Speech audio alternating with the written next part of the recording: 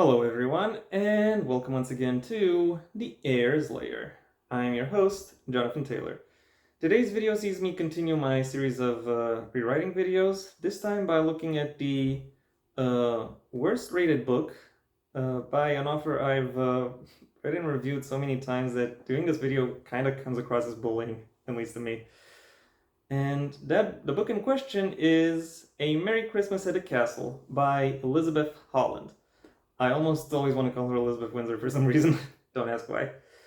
Anyway, she's not Elizabeth Windsor, though that would be somewhat interesting. It's Elizabeth Holland. And as with my previous rewriting video, I'm going to go through the most influential problems this book has in the order of their magnitude, and then propose solutions that I think would gel as effectively as possible with the premise that the author herself wants to establish. Note, I am not necessarily always targeting female authors with this, with this series. It just so happens that the author of this book is female, so that's why I said herself rather than something more generic like themself. Anyway, with that out of the way, it's time I delved into my issues with this book, starting with the best friend slash neighbor of the main character.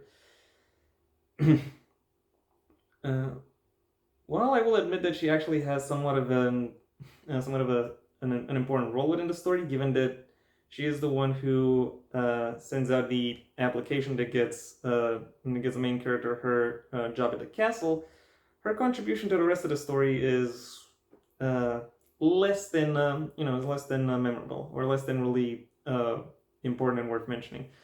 I will say that she does most of her appearances within the book's second half are merely just because Eve texts her in order to give her updates and ask for advice. But overall, she is very much functionally absent from that second half of the story. So within the rewrite, she would genuinely be out of the story. How would that work? Well, by tweaking her character just a little bit. In the rewrite, instead of being Eve's best friend, the nosy neighbor is just that, a nosy neighbor who is somewhat excessively curious about what's going on with the people who live across the hall from her. Eve might not necessarily like her, but she would still, go to her to ask for, to seek out support and advice. And she would do that primarily because most of her other relationships are on the mends, so to speak. So that arguably begs the question: if Eve, still wants to, if Eve still has her in her life, and if Eve still turns to her on certain occasions, then why would she be absent from the second half of the story altogether? In order to answer that, in order to address that, I first have to address some issues I have with Eve. Namely, I want to differentiate her a little within the, when looking at how she compares to the other main characters Elizabeth has written. So she is no longer just off herself insert number 6. To be fair to Elizabeth, she actually does put a little bit of effort into this character when it comes to establishing aspects to differentiate her from the rest of her heroines. Like, she has her backstory is that of a chef who has failed to find employment as a chef. She has a strained relationship with her current boyfriend. And there is no love lost between her and her absentee mother. So when the book starts, she is pretty close to rock bottom. Within my rewrite, I want to bring her a little bit closer to rock bottom by taking away her best friend, who in the original was her neighbor.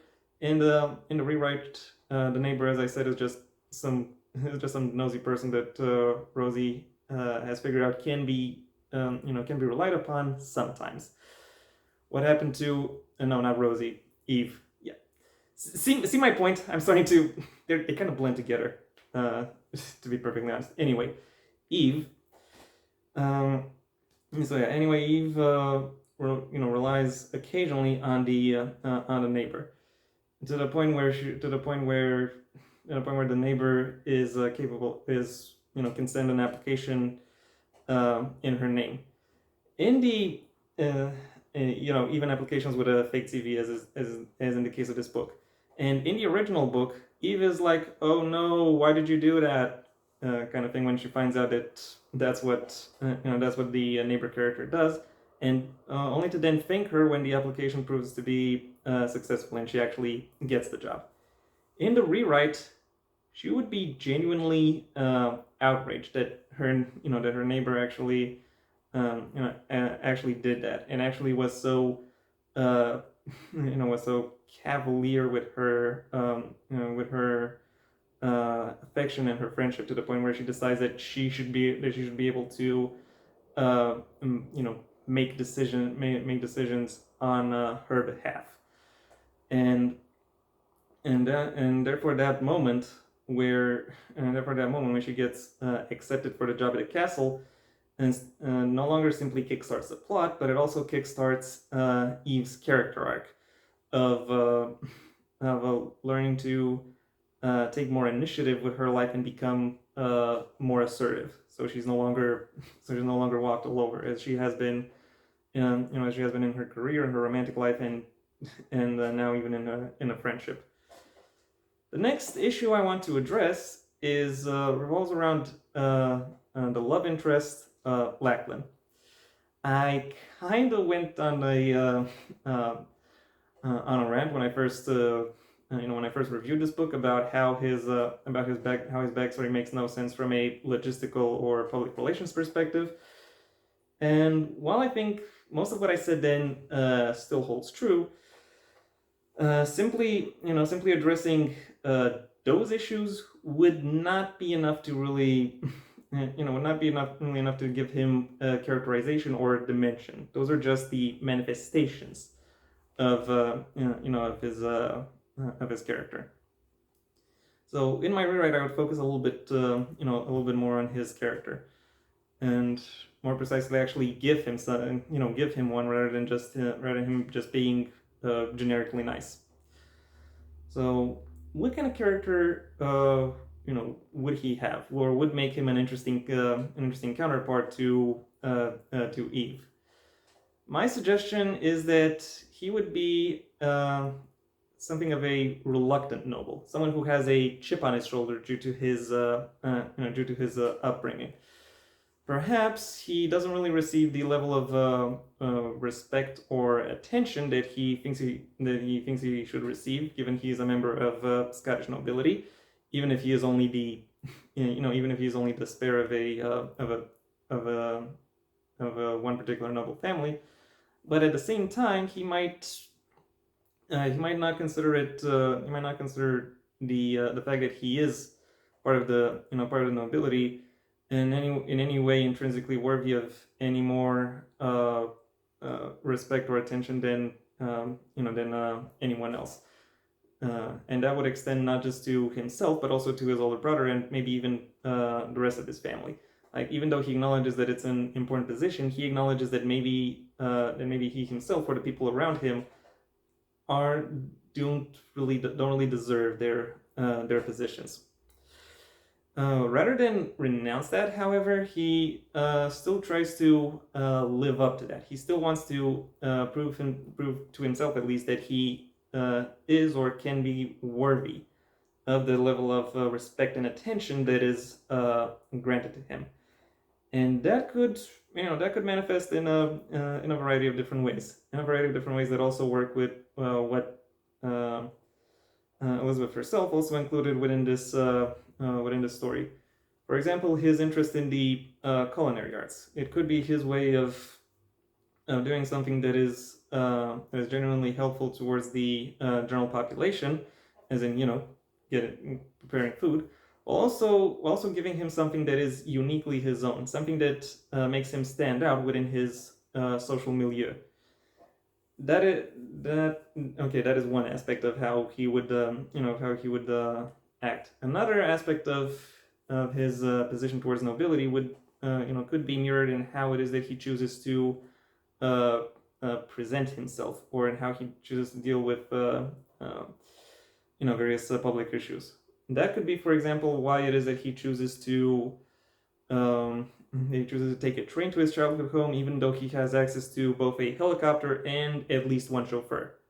So yeah, he has those options, and I think it's interesting to note why it is that he would.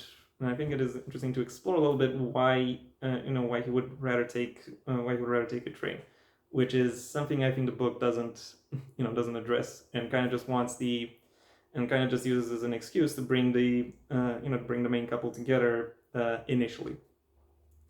Speaking of that initial meeting, I think it should go. I think it should be a little more cordial. He would, as in Lackland, would be a bit more friendly and a little bit more courteous towards Eve, and that would also mirror in because and that would because that mirrors his interest and his approach towards his social standing, and also it provides for an interesting contrast later to have them interact without all of the additional baggage of him being both nobility and technically her employer. When they arrive at their destination and then figure out who it is that they actually are to each other, all of that baggage would come crashing down.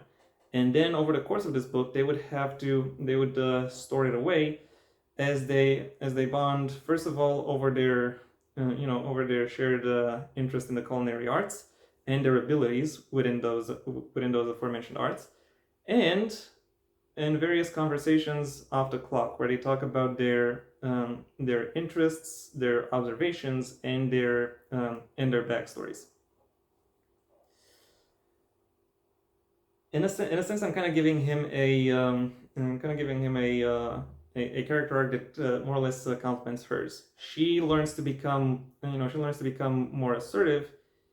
He learns when to become more assertive, or how to best utilize the position society has granted him, so to speak. The fourth issue I want to address is the will they, won't they nature of their romance, which which the story delves into once they're actually at the castle.